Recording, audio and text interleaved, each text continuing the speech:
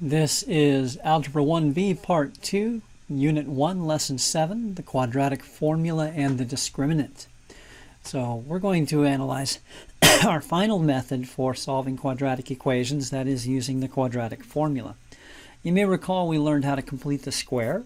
The quadratic formula actually comes from completing the square. Now I'm not going to take the time to derive the formula, but the formula does need to be memorized. So write this down on a cue card, a practice card, and recite it, practice writing it.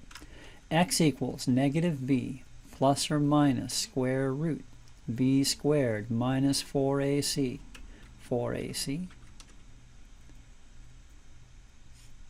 all over 2a. Negative b plus or minus square root b squared minus 4ac all over 2a. Okay?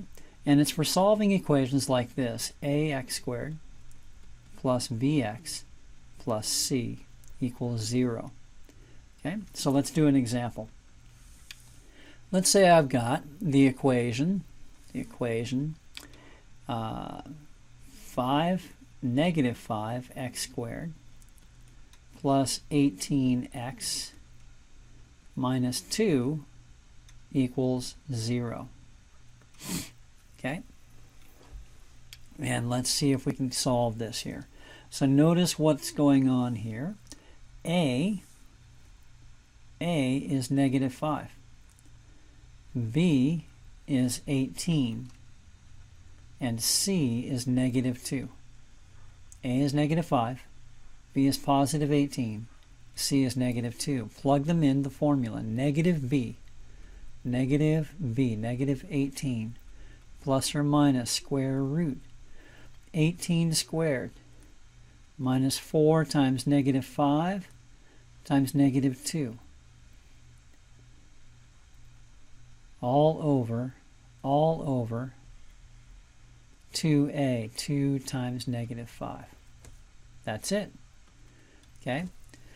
Now at this point, you could conceivably use technology. You could use your Desmos calculator to simplify it. Let me pull up Desmos here.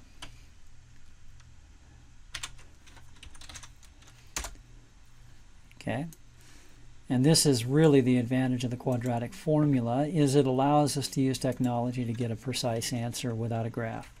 Negative 18. Now when we say plus or minus, we mean minus and plus both. So let's put in minus first, square root 18 squared.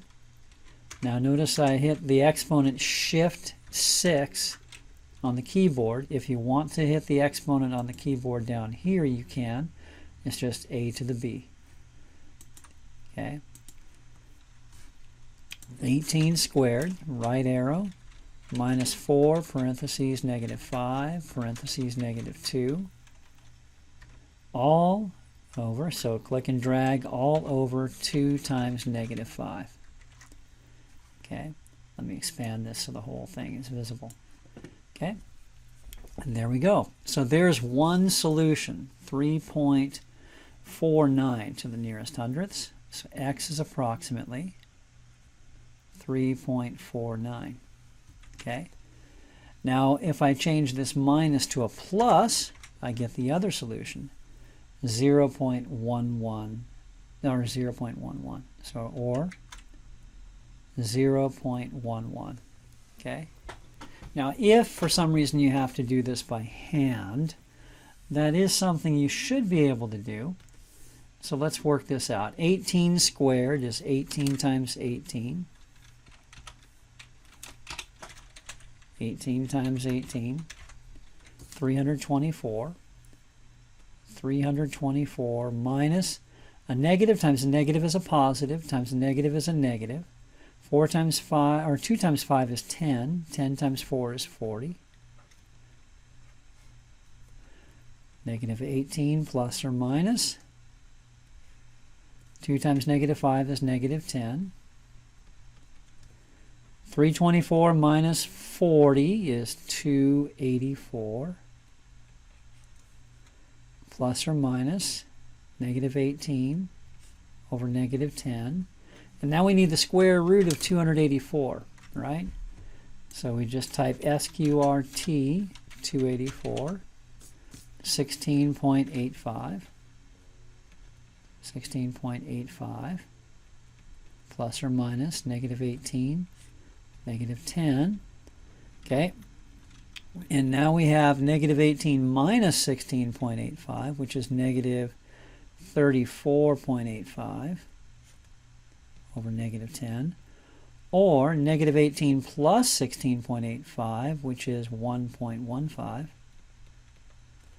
over 10 over negative 10, right? Negative 1.15. Simplify a little bit further, and we get negative 3.484.